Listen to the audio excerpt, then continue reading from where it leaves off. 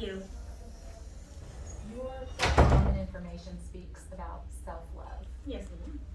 Tell us about, if you could look back to your younger self, what was she going through, and compare that to who you are today? What would be a good answer would not be the truth. I had a lot of self-love when I was younger. I did not have a problem being proud of who I was. I had no issue with how loud I was. I had no issue with the fact that I absolutely despised being girly. I was very confident in myself.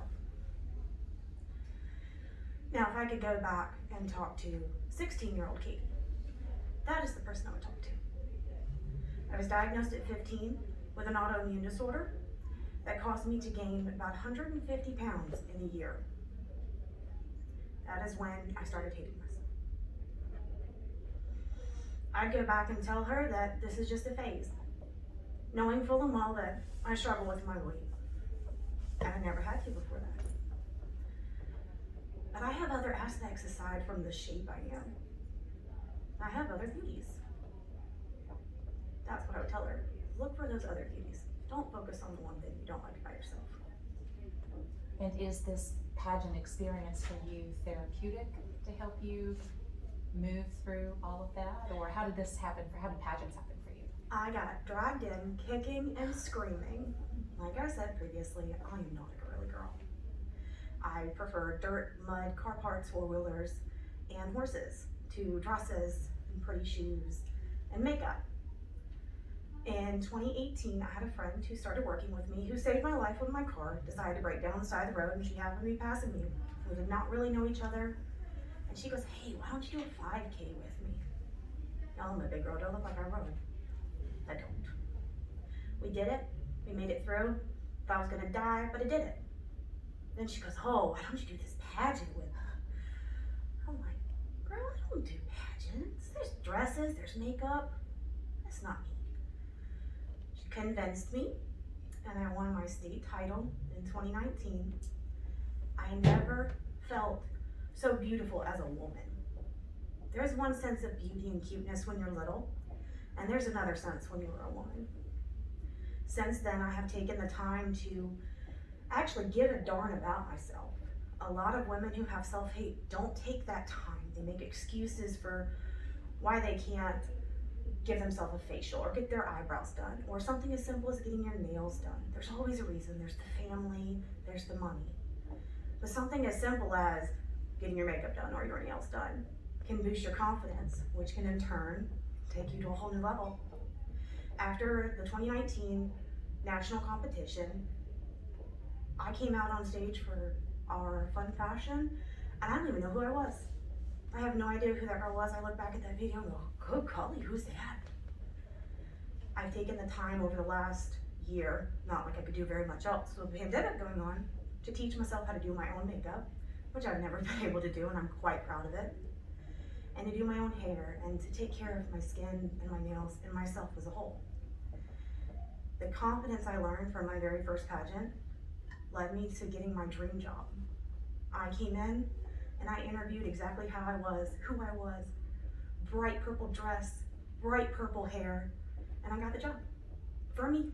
And I've never had to put on a face again, and that is the biggest relief. Thank you for that personal journey. So have you shared that story with other people that might be struggling, same thing that you were younger? I share that story with anyone who will listen to me. I could talk for hours. I have no problem. Do you keep a journal? I do not. I'm actually extremely dyslexic, and I find a major sense of anxiety when it comes to writing, but I'm a profound public speaker. So I share my message verbally because that's where I have my confidence. No, I was gonna say, maybe, share your thoughts and your experience, your journey, too. But if you say public speaking, that's great. That's great. Well, I'm sure you met a lot of young ladies, other contestants here. Those are all lovely. What's been the most fun time that you've had since the pageant started? Would you be speaking of just this current year or just my journey No, in just total? this weekend. This weekend would have to be right before we went into the PJ party. I am obsessed with unicorns. I associate with unicorns. They're mystical, they're unique, and they're hard to come by. But when you get the pleasure to see one, of course, it's in your dreams. I recognize unicorns do not actually exist, unless you count narwhals, which are amazing. We got to the PJ party and we were handed our gift bags, and our director chose unicorn gift bags. I have the heart of a 5-year-old and proceeded to jump up and down out of just pure, unadulterated excitement. I have no problem showing my joy or my happiness regardless of what it is. I'm fully capable of being appropriate in particular situations, but when you don't have to be you. If you like Superman, put a Superman shirt on underneath that beautiful button up. If you like Batman, go on ahead and show me your cufflinks with your Batman on them. If you like unicorns, get that tattoo. Nobody cares. It's about who you are on the inside. It's not about what you love, and never be ashamed to share what you love. Thank you.